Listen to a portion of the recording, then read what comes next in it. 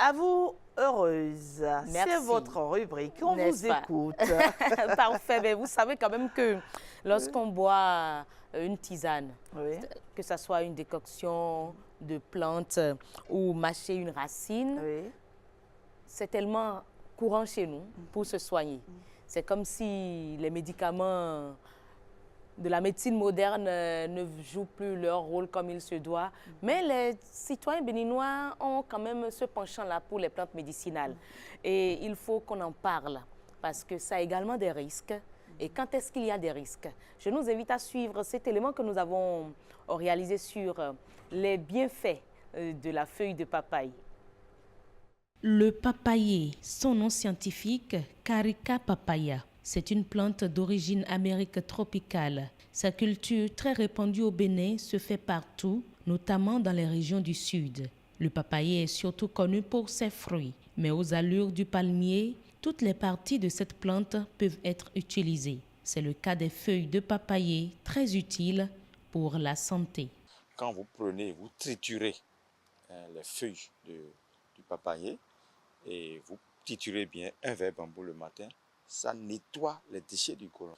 Cueillir ces feuilles, les nettoyer, les faire sécher à froid et quand tu finis de préparer la sauce, tu raches dedans. Tu raches ces feuilles dedans. Ou bien on peut faire la salade des feuilles de papaye. Mais ça, c'est les feuilles jeunes, pousses. Comprends, parce que ça, c'est masticable. On peut mastiquer ça. Quelles que soient les variétés du papayer, toutes les vertus attribuées à ces feuilles sont scientifiquement prouvées. Au laboratoire de pharmacologie, biochimie Eleonore Yaïla Decan de l'université d'Abomey-Calavi, Dr Agbodjantor Eric confirme les usages qui peuvent être faits des feuilles du papayer sans courir de risques. Ça a été prouvé ici que ça a des propriétés anti-inflammatoires et donc ça permet de soulager ceux qui ont les problèmes de l'inflammation, des voies respiratoires comme la toux, le rhume.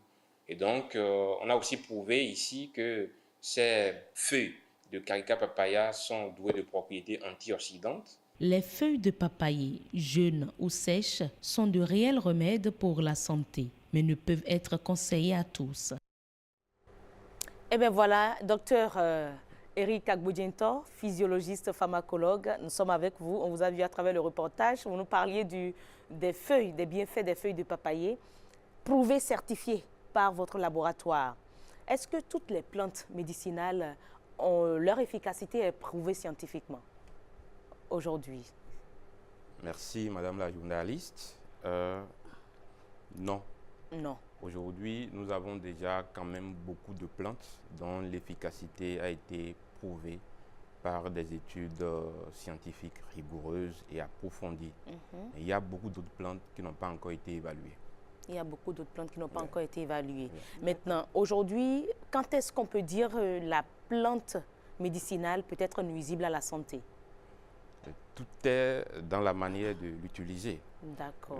Lorsque cette plante est correctement identifiée, on est d'accord, lorsqu'elle est utilisée à la bonne dose, une dose maîtrisée, validée par la recherche scientifique, cette utilisation-là, elle est saine. Mais lorsque la dose, elle est excessive, et l'usage est prolongé, ou encore que la plante est mal préparée, et donc dans ce cas, on peut craindre pour notre santé.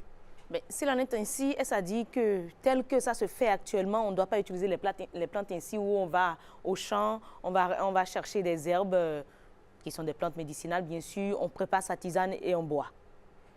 On doit faire recours à vous, physiologiste, avant d'utiliser les plantes médicinales. Non, pas forcément moi, pas forcément physiologiste, pas forcément pharmacologue, mais tous ceux qui sont chercheurs et qui travaillent dans le domaine de la phytothérapie au Bénin, qu'ils soient pharmacologues, toxicologues et autres.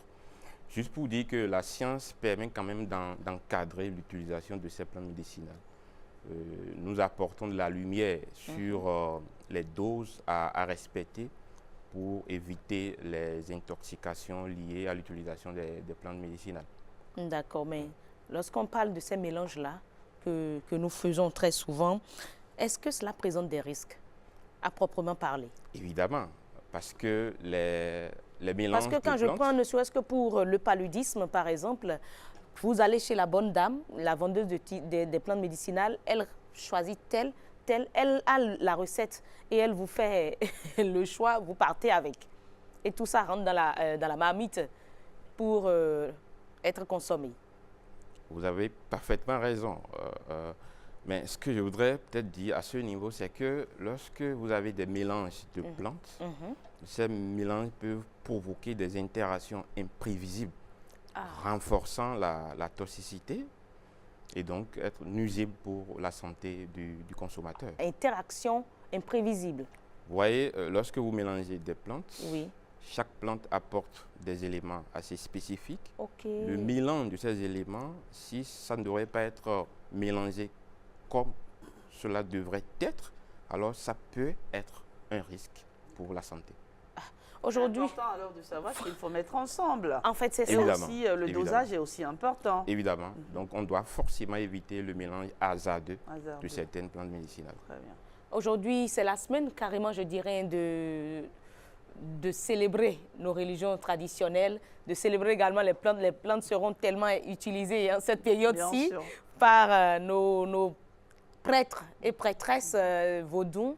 Mais aujourd'hui, qu'est-ce qu'il faut dire à ce monde-là dans l'utilisation des plantes médicinales? Non, je pense qu'ils savent très bien comment s'y prendre pour OK. mieux préparer les remèdes parce qu'ils utilisent ces plantes-là depuis plusieurs années. C'est leur chose, c'est leur D'accord. domaine. Et C'est donc, ça. Donc, ils ont quand même leur système ouais. également de dosage. Par Ok. exemple, quand ils disent de prendre tel remède, un talocpémine le matin, un talocpémine le soir, c'est un système traditionnel de dosage. Ce que nous, on peut peut-être faire, c'est continuer par les rassurer de comment est-ce qu'il faut faire une utilisation rationnelle de ces plantes médicinales-là pour éviter les risques d'intoxication. D'accord. D'accord. Merci beaucoup, Eric Agbodjento, physiologue, pharmacologue, pour votre passage ce matin. C'est vrai moi. qu'on ne peut pas s'en passer. Franchement, on ne peut pas s'en passer, mais il est important. C'est ce qui est apporté de main, en fait. Oui, oui, franchement, on peut pas. Le papayer, on connaît les vertus du papayer, franchement. On connaît les vertus de l'aloe vera. Il y a franchement, la nature tellement. nous a dotés de tout. Il suffit de savoir les utiliser. Et on se porte bien. On n'a Franchement. pas besoin d'aller à l'hôpital. Et Pas du tout.